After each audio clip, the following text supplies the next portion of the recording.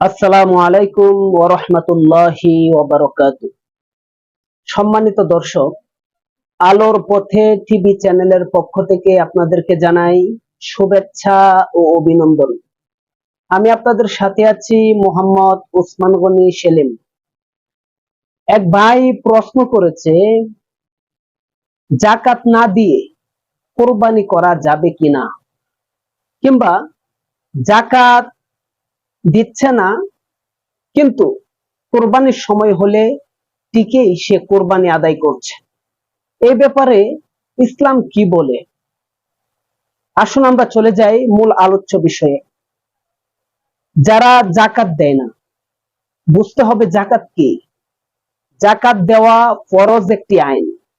নামাজ যেমন ফরজ, রোজা যেমন ফরজ, হজ করা যেমন ফরজ, ঠিক সেরকম যাকাত দেওয়াও ইসলামের একটি ফরজ বিধান। যাকাত যাদের উপরে ফরজ হয়েছে তারা যদি যাকাত না দেয়, কিংবা তারা যাকাত কেন দেয় না, তাদের মালের ভিতরে গরিব মিসকিনদের একটি হক রয়েছে, সেই হকটি তারা দিতে চায় না। অর্থাৎ তার মাল থেকে গরিব মিসকিনদের মাল সে আলাদা করতে চায় না, কিন্তু কুরবানির সময় আসলে ঠিকই সে কুরবানি দেয়। যারা যাকাত না দিয়ে শুধু কুরবানি দেয়, বুঝতে হবে ডাল মে কুছ কালা হে, এখানে বেজাল আছে। আর বেজালটা এই বোঝা যায়,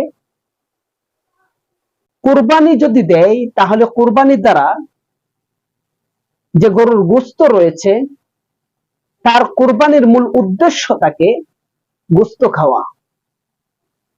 আর গরিব মিসকিনদেরও গোশত দিল, সে নিজেও গোশত খাইলো। এর দ্বারা বোঝা যায়, আগের যুগের মুরব্বীরা বলতো যে পাগড়ির ফজিলত শুনতে শুনতে লুঙ্গি খুলে পাগড়ি বেঁধে ফেলে। পাগড়ি পরা সুন্নত, আর লুঙ্গি পরিধান করা নাভি থেকে নিয়ে হাঁটুর নিচ পর্যন্ত ঢেকে রাখা, এটা ফরজ। কেউ যদি পাগড়ির ফজিলত শুনতে শুনতে লুঙ্গি খুলে পাগড়ি বেঁধে ফেলে, এটা যেমন বোকামি, এটা যেমন তার জন্য সবের কারণ হবে না, ঠিক সেরকম যাকাত না দিয়ে কোরবানি করাটা এটাও তার জন্য কোনো সবের কারণ হবে না, কিংবা সব পাওয়ার আশা করা যাবে না।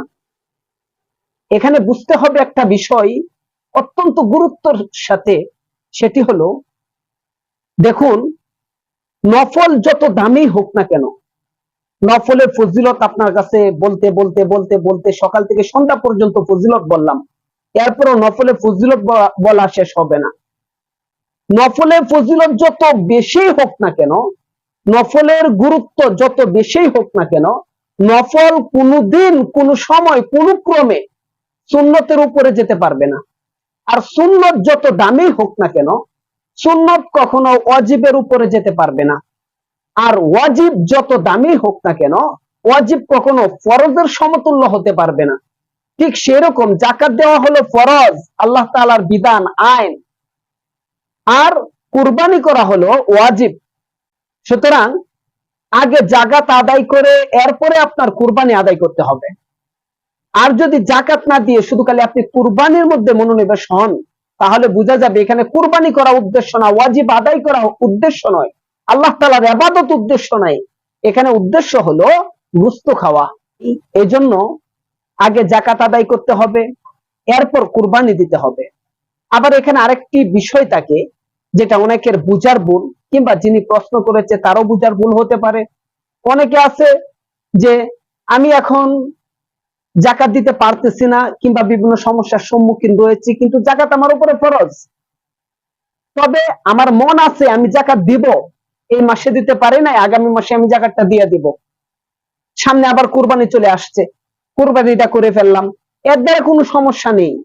কিন্তু যাকাত একেবারেই দিতে ইচ্ছুক না, শুধু কোরবানি করে আল্লাহ তাআলা তোমার কোরবানি নিবে না, আল্লাহ তাআলা তোমার কোরবানি কবুল করবে না, এটা গোশত খাওয়ার কোরবানি হিসাবে গণ্য হবে। এজন্য সাবধান থাকবেন। যাকাত একটা ফরজ বিধান, এই ফরজটা আগে আদায় করবেন, এরপরে আপনি কোরবানির জন্য প্রস্তুতি নেবেন। আল্লাহ তাআলা আমাদের সকলকেই ওয়াজিব থেকে ফরজের গুরুত্ব আমাদের দিলের ভিতরে বৃদ্ধি করে দিক। পরিশেষে আবারও বলতে চাই, আলোর পথে টিভি চ্যানেলে নতুন হয়ে থাকলে চ্যানেলটি লাইক, শেয়ার এবং সাবস্ক্রাইব করে পাশে থাকা বেল আইকনটি বাজিয়ে রাখুন। জাযাকাল্লাহ।